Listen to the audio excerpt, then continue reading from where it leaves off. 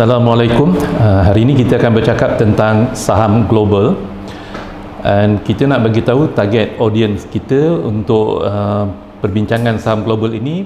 Kita akan bercakap yang sesuai untuk semua lapisan masyarakat, daripada beginner kepada intermediate, yang baru nak mula dan yang dah ada ilmu sedikit-sedikit, daripada novice dan seasoned trader yang dah mula trade, yang forex trader dengan non forex trader, yang tak suka risiko, maksudnya pasif, dan yang suka ambil risiko, maksudnya yang aktif. So yang kita nak bincangkan ni, modal kecil pun boleh buat. Apa yang orang yang ada modal besar, apa yang mereka buat, orang yang ada modal kecil pun boleh buat. Apa fund manager yang manage 1 trillion fund buat, siapa yang ada 100 USD pun boleh ikut sama. So kita akan inilah target masyarakat yang kita hendak follow perbincangan saham global kita ni. So bunyi macam gah je kan, 100 USD dengan 1 trillion, tapi sebenarnya kalau kita tengok fund-fund besar pun, kita bagi contoh teruslah. Fund besar, kalau tuan-tuan pernah dengar Norway Sovereign Wealth Fund. Norway Sovereign Wealth Fund,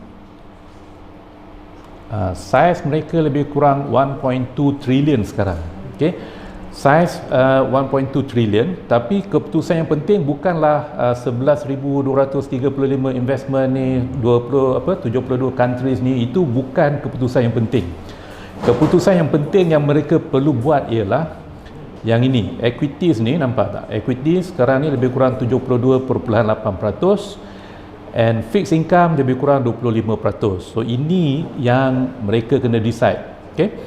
Kalau kita decide benda ni betul, insya-Allah performance pelaburan kita, pelaburan saham kita akan meningkat. Kalau part ni kita salah, maka keuntungan kita akan berkurangan lah. So untuk fund-fund besar ni sebenarnya mereka, untuk kita yang kecil ni, kita ada kelebihan sebab kita boleh bergerak lebih pantas dari mereka. Pelaburan saham ni seeloknya kena fully invested, maksudnya sentiasa melabur sepanjang masa, tidak perlu risaukan pasaran naik atau turun. Kalau dulu kena risaukan apa Donald Trump nak kata, tak perlu risaukan perkara-perkara macam tu. Tukar government atau tak tukar government, ini semua kita boleh ignore. Tak payah nak fikir sangat. Yang penting kita nak decide ialah kita kena ada dalam equity sepanjang masa, tapi kena ada cara yang betul lah, bukan pakai beli je saham dia. Cara yang betul, cara yang dibuat oleh fund-fund besar ni ialah bila mereka invest dalam saham, 72% ni kebanyakan saham-saham yang mereka beli adalah saham-saham yang besar, large cap kita panggil. Saham-saham yang besar, kalau US context kita panggil mega cap.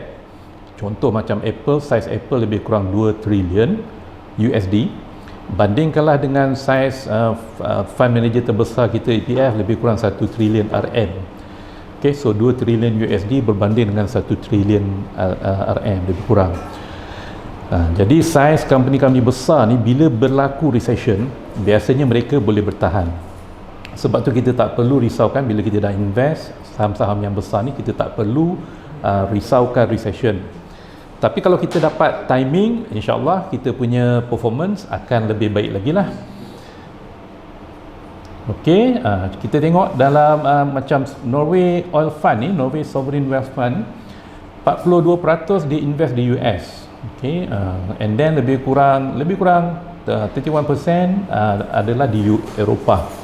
Sebab mereka cari saham-saham yang besar. Mereka pun ada juga invest di Malaysia, 13 investment, Asia Malaysia. So maklumat ni ada di website mereka. Ada di website mereka. Mereka beritahu pun apa saham yang mereka beli di Malaysia sebenarnya. So chart yang seterusnya sebenarnya kita nak decide. Ini kita panggil efficient frontier. Efficient frontier ni maksudnya bunyi memang canggih lah, right? Tapi yang kita nak decide, kita nak be safe, simpan dalam bond fund ataupun simpan cash, ataupun kalau kita rasa pasaran saham nak naik, kita nak go terus melabur dalam saham-saham large caps. Ini untuk yang mudah dahulu. Kita bincangkan yang mudah dahulu. Maksudnya kalau nak buat pelaburan long term, insyaAllah di broker kita ini kita boleh buat pelaburan long term ini yang kita tidak perlu risau news-news yang keluar di luar sana. Okey, so ini yang kita akan bincangkan. InsyaAllah semua orang pun boleh buat, terutama mereka yang bekerja. Yang bekerja biasanya sudah ada duit dalam EPF kan, alright. So kalau tuan-tuan tengok report EPF yang terbaru masa diorang declare dividend, 43% pelaburan EPF adalah dalam US Treasuries, 43% lagi dalam equities. Okay, so teori sebenarnya, bukan teori lah, data menunjukkan untuk pelaburan jangka panjang, kalau kita menyimpan dalam saham-saham large cap sini, mereka akan beri keuntungan 2 kali lebih banyak dari apa yang diberikan oleh pasaran bond. Okay, melabur dalam equity kita akan dapat income pulangan yang lebih banyak daripada melabur dalam bond fund. Jadi teorinya kalau kita bekerja, kita ada duit dalam EPF, seeloknya kita keluarkan sebab ada members investment scheme, and kita pilih fund-fund yang sudah pun dipilih oleh EPF, cari fund yang kita boleh melabur sehingga semaksimum mungkin equity, right? And then unit trust ni biasanya dia ada benchmark dia, kita cari yang benchmark large cap ataupun S&P 500, and cari yang asset manager dia boleh melabur biasanya 95 ke 98% lah maksimum biasanya. Alright, so idea dia ialah untuk jangka panjang, terutama mereka yang baru mula bekerja, umur 20-an, untuk you dapat duit EPF tu mungkin akan ambil masa 30 tahun kan. Okay, so average keuntungan kalau melabur dalam large cap stock market, untung dia lebih kurang 8.8 ataupun 10% tahun, berbanding dengan bond mungkin 4 ke 5% tahun. Okay, so itu yang kita boleh mulakan, right? Yang kita boleh mulakan. Jadi strategi pelaburan yang kita nak ajar ialah macam mana kita nak melabur dalam large cap ini, dan ini boleh dibuat di broker kita lah, boleh terus dibuat di broker kita. Ok, so slide kita seterusnya. Alright, so ini yang kita akan belajar. Kita akan bercakap tentang financial market secara amnya. Kita akan bercakap tentang equity market, commodity market, bond market. And then kita tak ada syllabus yang tetap lah. Okay, kita akan bercakap tentang isu semasa. Yang kita bincangkan tentang pelaburan unit trust EPF tadi, itu sebab kita rasa 2020-2021 ini pasaran saham insya-Allah akan ditutup tinggi pada tahun ini. Dia punya teori simple saja, kita keluar daripada recession, dan bila ekonomi keluar daripada recession, biasanya pasaran saham memang meningkat naik lah. Itu saja dia punya common sense dia. Okay, and kebanyakan benda-benda yang kita bercakap ni, kita akan bercakap tentang benda-benda yang rasional saja. Okay, so kita design course kita ni supaya masyarakat boleh faham bagaimana pasaran saham bergerak and bagaimana ekonomi dunia bergerak. Okay, ini kita akan bincangkan dari semasa ke semasa. Okey, sebenarnya slide yang saya guna ni memang slide yang kita gunakan untuk kita train professionals di luar sana. Okey, so untuk yang awal-awal ni yang kita bincangkan tadi ialah kita sedang bincangkan melabur tanpa perlu membuat apa-apa ramalan. Okey, yang penting kita letak pada asset class. Okey, equity, commodity, bond, dalam ilmu finance memang kita panggil ini asset. Okey, yang penting kita letak dalam asset class yang betul. Pulangan tu akan diberikan oleh pasaran. Kita memang tak ada target yang khusus lah, tapi kita tahu in the long run pelaburan saham boleh beri pulangan antara 8 hingga 12% tahun. Itu memang sudah ada data lah, sudah ada data. Okey, so kalau kita sempat, kalau ramai boleh follow, kita akan bercakap juga tentang foreign exchange, cryptocurrency dan juga commodity market. Itu kita tengok macam mana kita punya progress terusnya. Okey, tentang asset allocation yang kita bercakap tadi ni, move antara bond fund ke equity fund ni sebenarnya adalah kita sedang bercakap tentang asset allocation. Okey, kita tengok kebanyakan orang simpan duit di mana. Ini data yang ada di internet lah, 2015, UK, Asia, kalau tak salah saya pun tak ingat dari mana saya dapat, tapi kita boleh tengok kebanyakan orang tak suka risiko. Okay? Memang kebanyakan orang tak suka risiko. Di US banyak yang melabur dengan pension funds, insurance funds, mutual fund ni sebenarnya adalah unit trust lah. Okay? And size 2016 punya figure lebih kurang 100 trilion. Okay? So yang tak suka risiko ni lah yang kita katakan strategi pelaburan mereka adalah passive investment. Kalau yang melabur dalam hedge funds, data dalam slide ni saya tak ada, tapi roughly melabur dalam hedge fund ni dia aktif lah. Okay, dia akan pergi mana tempat yang dia boleh buat duit. 2018 Malaysia ada general election, mereka ada di sini. Okay, mereka trade tempat-tempat yang volatile, itu kita panggil aktif. Kalau suka trade, kita panggil aktif. Right, maksudnya ambil risiko yang lebih. Bila kita trade memang kita ambil risiko yang lebih, kita panggil aktif. Size lebih kurang 3 trilion. Okay. Jadi presentation kita memang target semua ni. Kita target yang nak buat long term investment yang 100 trilion ni dengan yang nak short term trading pun yang 3 trilion pun, insyaAllah kita akan tunjukkan caranya lah. Alright, so stay tune. Okey, so kita kembali lagi kepada commodities, forex, bonds, apa semua ni. Kenapa ada fund dia cuma fokus pada bond dan equity saja? Sebab komoditi memang volatile. Macam mana mereka tahu? Mereka dah kira standard deviation, pergerakan turun naik tu komoditi ada perkiraan dia lebih kurang 40% kot standard deviation. Ini a bit technical lah. Okey, tapi yang mudah kita faham ialah komoditi biasanya lebih volatile berbanding equity. Equity lebih volatile berbanding bonds. Maksud volatile tu adalah kadar turun naik harga tu. Okay. So ada orang memang tak suka lah turun naik harga yang tinggi sangat. Alright, ada orang memang tak suka, sebab tu mereka suka bond fund saja. Make sense, sebab kalau you dah ada 10 million in your hand, kenapa nak risau-risau lagi nak buat duit daripada pasaran? Kan, you earn daripada bond return 4% per annum pun dah cukup lah. Okey, tapi ada orang suka trade. Ada orang suka trade, ada orang suka tengok dia punya pelaburan grow lebih cepat. Okey, macam Apple sebentar tadi saya tengok chart dia pada tahun 2010, harga lebih kurang $7, harga yang sudah di-adjust. Okey. So harga sekarang 11 tahun lebih kurang 120 semalam, lebih kurang 120. Okey. So bayangkan kalau you ada 10 million and then you decide nak letak dalam Apple, boleh beli melalui kita and pegang je lah untuk 10 years, right? Pegang je untuk 10 years. Dia punya 1 juta tu boleh grow lebih kurang 10 times. Okay, lebih kurang 10 times. Itulah gambaran yang kita boleh beri pelaburan jangka panjang stock market ni tanpa kita trade. Alright, tanpa kita trade. Tapi kena sabarlah turun naik tu, sebab Apple 2010 masa harga dia $7 tu dia jatuh juga ke $3, right? Tapi kalau kita tahu memang saham ni long term akan insyaAllah bergerak naik, kita stay put lah.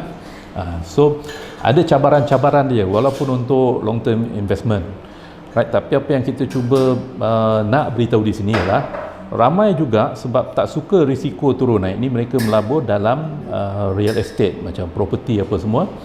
Tapi kita nak tunjukkan keuntungan, potensi keuntungan saham ni sebenarnya jauh sangat. Walaupun dia volatile, tapi kalau long term investment and then ada kemampuan, insyaAllah memang keuntungan tu jauh lebih banyak. Right? Maksudnya kita kena set lah, macam sekarang ni 2021, apakah saham yang akan bergerak $1 ataupun $10 sekarang ni pergi ke harga 100 dalam masa 10 tahun. Right? So kemungkinan saham-sahamnya adalah saham-saham dalam sektor electric car yang macam Tesla pun dah bergerak banyak, tapi mungkin ada saham-saham lain yang mungkin akan naik kemudian, ataupun mungkin saham yang harga 100 nak pergi ke 1000. Okay, so kita akan bincangkan perkara-perkara macam ni. Okay, now untuk long term investment kita nak cerita, kebanyakan orang suka trading, right? Bila trade kita tengok hourly chart, kita tengok daily chart, kita tahu ada open, high, low, close, and then weekly chart dengan monthly chart lah yang biasa kita tengok. Dalam pasaran saham, kalau kita tengok chart yang 1 tahun, open, high, low, close 1 tahun, chart ni data menunjukkan, kalau kita tengok yearly chart, ada lebih kurang 27% pasaran saham bearish, bear market kita 27%. Kalau kita tengok 5 yearly chart 5 tahun, in the long run, bear market lebih kurang 14%. Okay, and then maksudnya bull market 85%. Tapi kalau kita tengok 15 yearly chart, sebab tu long term investment tak perlu risau apa-apa. 15 yearly chart memang hijau saja, right? Maksudnya apa? Recession memang berlaku, itu berlaku sekali-sekala. Kalau kita long term investors tak tahu pun tak apa sebenarnya, sebab yang long term investment insya-Allah akan ada keuntungan tak ada bear market long term chart. Tapi of course kita punya audience, kebanyakan kita ada yang dah berumur 50-an, mungkin ada 10 years saja kan, nak retire apa semua. So kita kena adjust jugalah dengan umur kita, right? Tapi yang mana yang baru bermula, dah boleh je invest dalam saham-saham large cap ataupun unit trust yang benchmark dia adalah index, right? Index kita akan discuss jugalah apa maksudnya. Okay, dan ini message untuk short term trader lah. Short term trader sebenarnya memang kalau kita tak ada money management yang baik, kita boleh kena hit lah. Memang kita boleh kena hit. Sebab tu data menunjukkan short term trading 95%, 90% kebanyakan orang hilang duit, right? Itu kita tahu. Yang jarang disebut ialah orang yang buat duit yang 5% ni ataupun yang 10% yang buat duit ni, sekali sekala mereka masuk dalam kumpulan 90% tu. Itu yang jarang diberitahu kepada orang ramai. Maksudnya kalau kita trading tak berhati-hati, kita boleh, walaupun kita dah konsisten, kita boleh bagi balik apa yang kita untung daripada pasaran. Okey, so ini adalah benda yang kita bercakap tadi. Nak asset allocation, nak letak dalam bond market, nak be safe, ataupun nak pegang cash, ataupun nak masuk dalam saham. Alright, data ni saya ambil daripada buku teks masa kita buat degree dululah, sebab tu dia sampai 1998. Okey, so boleh agak umur saya muda lagi. Daripada 1925, ini daripada buku teks Corporate Finance, Bradley Myers penulis dia. Kalau kita simpan saham dalam dana unit trust yang benchmark dia adalah S&P 500, $1 tu akan bergerak menjadi 2,350. Okay? Kalau kita simpan dalam long term bond, long term treasury bonds, US market bonds dipanggil treasury juga kadang-kadang, ini yang 1 tahun ke atas, yang biru gelap sikit ni, $1 jadi lebih kurang 44. Short term bond lebih rendah risiko lagi, 6 bulan ke bawah lebih kurang. Bond yang 1 bulan, 2 bulan, 3 bulan, kerajaan kadang-kadang pinjam duit untuk short term tu, dia beri return lebih kurang $15. Jadi nampak tak dia punya kenaikan? Nampak dia punya kenaikan berbanding bond over time, right? Itulah yang kita sarankan. Siapa-siapa yang dah bekerja, ada duit dalam EPF, ataupun kalau you tak ada duit dalam EPF, bekerja sendiri, ada simpanan, lebihkanlah simpanan equity. Alright, and simpanan equity yang macam mana? Yang ikut indeks S&P 500 ni, maksudnya large cap, right? So tuan-tuan boleh google S&P 500, tengok asset weighting. Rasanya Apple masih di atas lah at one time. Tesla, bila dia masuk dalam S&P 500, dia antara yang tinggi, tapi dia dah drop daripada 900 lebih ke bawah 600 malam, tapi close high juga. Alright, so ini yang kita nak cuba sampaikan. Maksudnya kita boleh ajarkan strategi yang rendah risiko ikut apa yang fund manager buat. And apa yang fund manager buat ini sebenarnya diajar oleh ahli akademik, right? Bukannya scammers lah. Itulah yang kita nak beritahu. Okey, so untuk pasaran saham, boleh tengok kan, pasaran saham turun naik tu, chart ni menunjukkan yang biru cair ni volatility pasaran saham, turun naik tu. Maksudnya bila kita masuk $1 tu, sebenarnya kita tengah rugi. Dalam tahun 1929 ni kita dah rugi pun. Okey, ada masa kita rugi pun. Dan ada masa kita untung balik. Untuk rugi. So kebanyakan orang bila melabur saham, bila kena recession habis terus senyap, and then mereka akan kata saham ni tak bagus untuk long term, right? Tak bagus untuk long term. And then kadang-kadang sebab mereka beli saham yang salah, ataupun unit trust yang salah, ataupun cara beli unit trust tu pun tak betul, and then mereka kata tak boleh cara long term. Alright, so kita tengok bond market yang short term yang biru ni stabil saja. Bond market long term agak volatile juga tapi masih stabil berbanding pasaran saham, right? Dan kalau tuan-tuan perempuan tengok sekali imbas chart ni, nampak tak apa yang terjadi? Pasaran saham jatuh teruk-teruk ni macam tahun lepas 2020, dia berlaku sekali-sekala sahaja, right? Sekali-sekala sahaja. Pelabur terkenal Warren Buffett, dia memang selalu tunggu time-time macam ni lah. Okay, bila jatuh, masa itulah dia beli. Mencabar juga nak beli masa tengah jatuh tu. Macam saya sendiri, saya monitor saham Boeing. Daripada 300 ada isu kapal terbang crash, dia jatuh ke 100. Yang terbaru harga dia lebih kurang 250 kot. So nampak macam tak ada recession pun untuk saham Boeing. Tapi masa dia jatuh 100 tu, kalau yang nak beli memang akan fikir-fikir lah, mungkin boleh jadi 50, mungkin boleh jadi kosong. So bila market tengah volatile memang mencabar untuk buat strategi long term.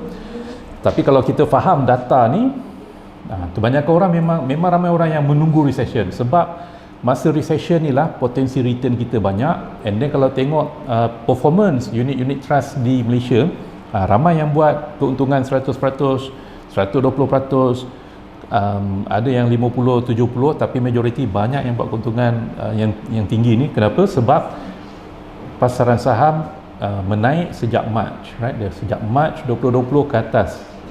Okay, so inilah yang kita nak ajarkan. Ada cara untuk kita elakkan recession, tapi kena faham pasaran bond market. Biasanya sebelum recession, bond market akan beri signal awal lah. Okay, tapi message utama ialah kita boleh tingkatkan keuntungan kita dengan hanya melabur dalam dana yang benchmark dia adalah S&P 500. Itu satu. Ataupun kita sendiri boleh melabur terus dalam pasaran saham dengan kopi sahaja weighting S&P 500 ni, right? Maksudnya boleh beli Apple apa semua, beli sendiri and then simpan, and then kopi lah weighting S&P 500 ni. Sebab in the long run memang boleh dapat pulangan antara 8 hingga 12% secara purata, right? And then kalau kita tahu recession nak terjadi, kita boleh keluar dulu berbanding fund-fund besar. Fund-fund besar macam Norway Oil Fund yang kita cerita tadi, mereka tak boleh jual habis semua. Okay, mereka terlampau besar. Tapi kita boleh jual habis semua and then masuk balik pada waktu yang sesuai, right? Masuk balik pada waktu yang sesuai. Jadi kita akan bercerita banyak tentang cara investment long term secara fundamental ini. Tapi saya sendiri memang saya gunakan technical analysis juga. Kita akan share juga apa yang kita tahu tentang technical analysis. Untuk 2021 ni, strategi yang sepatutnya kita gunakan sepatutnya sama macam strategi pada tahun 2009. Kenapa tahun 2009? Sebab 2009 kita recover daripada global economic crisis 2008, right? And 2020 kita ada economic crisis disebabkan oleh COVID-19. 2021 insyaAllah ekonomi akan recover. Yang kita hendak bayangkan ialah di manakah pasaran saham nanti bila sudah ada global herd immunity. Maksudnya bila majoriti kita dah ambil vaksin, bila dunia dah declare ada global herd immunity, bila ports dan airline sudah beroperasi seperti biasa. Okay, so bila benda-benda ni berlaku, InsyaAllah banyak saham-saham akan trending up lagi. Tapi masih mencabarlah untuk 2009 ni, masih ada isu-isu yang pasaran saham memang masih boleh jatuh lebih kurang 10% daripada high dia. Itu kita akan bincangkan juga nanti. Okay, so kita harap kita dah bercerita secara perlahan. Harap semua boleh follow apa yang kita cuba sampaikan. Okay, jadi from time to time kita akan ke udara lagi. Dan kita akan bincangkan juga saham-saham yang trending. Okay, saham-saham yang trending. Sebenarnya kalau kita nak dapatkan saham macam Apple tahun 2010, 2009 harga $7 tu, 10 years 100, memang kita kena cari saham-saham yang ada revolutionary product. So apa benda tu nanti kita akan cerita pada masa akan datang, right? Okay, so terima kasih kerana mendengar. Kalau ada apa-apa soalan, sila ajukan. InsyaAllah pada siaran akan datang kita akan cuba jawab soalan-soalan ini. Okey. Assalamualaikum.